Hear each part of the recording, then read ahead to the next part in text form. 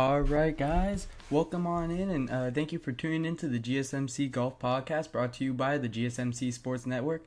We have a great show for you guys today, where we will be recapping the Wells Fargo Championship, giving a leaderboard breakdown, how things shaped out, and what it meant for the FedEx Cup standings moving forward. I'll also give you some of my superlatives over the weekend.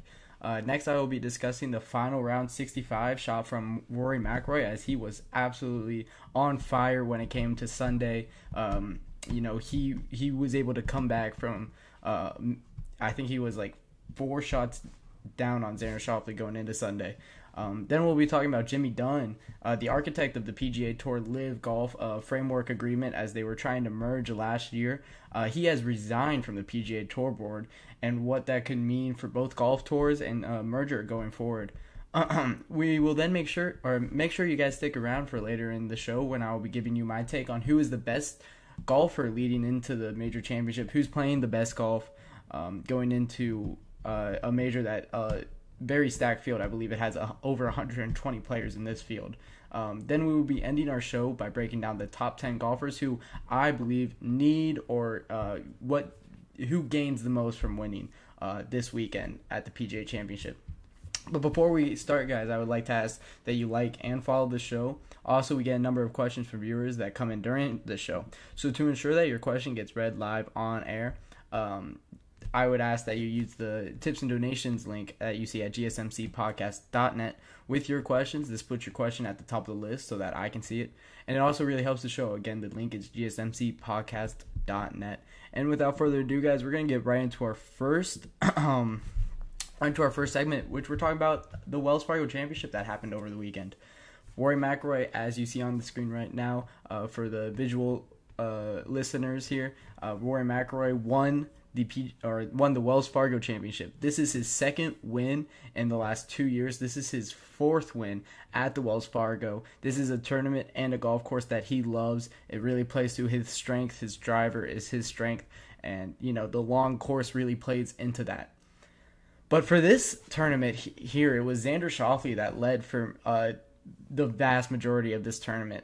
He led for 60-plus holes during the Wells Fargo. And it was really Rory McIlroy's surge on Sunday that propelled him over Xander Schauffele. We'll talk more about his surge, and we'll do a little bit of a deep dive into Rory McIlroy in that second segment here. Both of them, though, a name to watch out for this upcoming weekend as we get into the PGA Championship. It's major season now.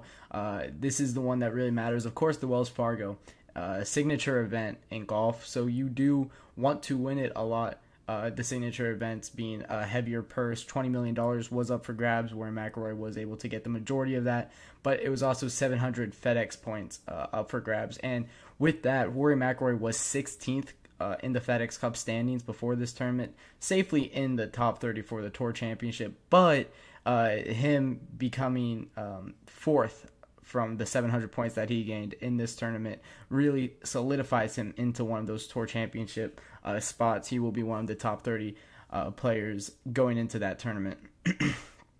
Xander Schauffele, he played very, very well throughout this weekend. He was second in all categories behind Rory McIlroy when it came to the stats after the tournament, but before that final day, he was leading in everything. He led after the 18th hole, after the 36th hole, and after the 54th hole.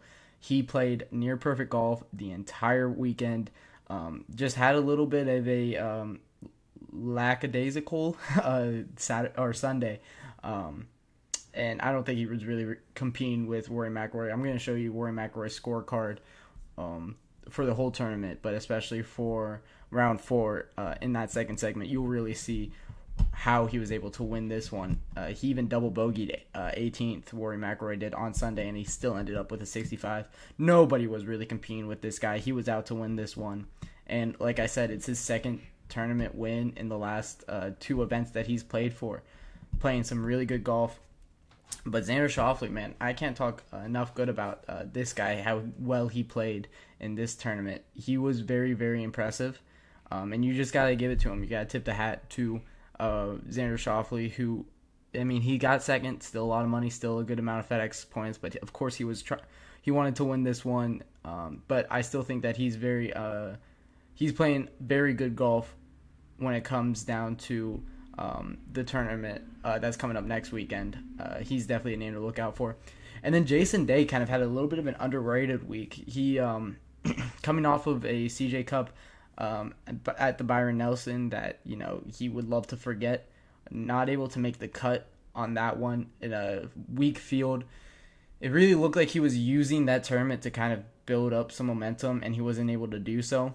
So I didn't think that he really had a chance in this one. I didn't think that we were going to see him in the leaderboard. It looked like there was something off in his swing and in his game. But Jason Day able to kind of overcome that result. And I think he tied for fourth when it comes into it. And I actually had the leaderboard pulled up on this monitor here. And yes, he was 6 under, tied with Sungjae Im, who also had a really good weekend. Both of them finished 6 under. But the score breakdowns in this tournament was Rory McIlroy 17 under off of all rounds were really good. He was bogey free Friday and Saturday. Xander Schauffele, a 64 opening round, a 67 round 2, and then a 71 and a 71, or a 70 and a 71 in round 3 and 4. Unable to get it done really over the weekend as he propelled himself ahead of the competition, ahead of the field, but he was unable to really continue that when it got into the weekend. And Byung Hun An, he's playing really good golf. He's been one of the contenders every single week, and he is now 6th in the FedEx Cup standing. So that's a very underrated golfer, and not a lot of people are talking about. But he has been playing very well and shot a 66 in round 4 to really propel himself into that 3rd place. It's kind of a weak scoreboard here. It goes 17 under for Rory, 12 under for Xander Schauffele, 9 under for Byung Hun An, and then Jason Day and Sungjae Im both tie at 6 under. Your top 6 is 5 under. That's Mackenzie Hughes and Denny McCarthy. You have Max Homa and Sepp Straka, who have both 4 under, and that's top 8. And then your top 10 is Russell Henley, Grayson Murray, and Taylor Pendrith, who all finished at 3 under. It was a very difficult course this weekend. A lot of guys struggling, a lot of people playing out of the rough. I saw a lot of shots out of bunkers in this one also. It was just a very difficult course. We talked about it a lot on Thursday, how long this course is, how difficult it could be to play at Quail Hollow. Of course, it's a course that's used as a major championship and a signature event many years. So it's the longest par adjusted course on tour. So guys that are able to hit their driver far, like Rory McIlroy, are always going to have an advantage in this one. This is kind of why I'm a little bit shocked to see Xander Schauffele in first, or he was in first for the longest time here, because he's not really known for his driving. He's more of a iron guy, and he's one of the best iron guys on tour. The approach to green shots were clinical for the first 2 days, but really it was his driving that put him in contention. He made a lot of fairways. He was a top 5 driver, I believe, in this tournament. I think he finished like 2nd.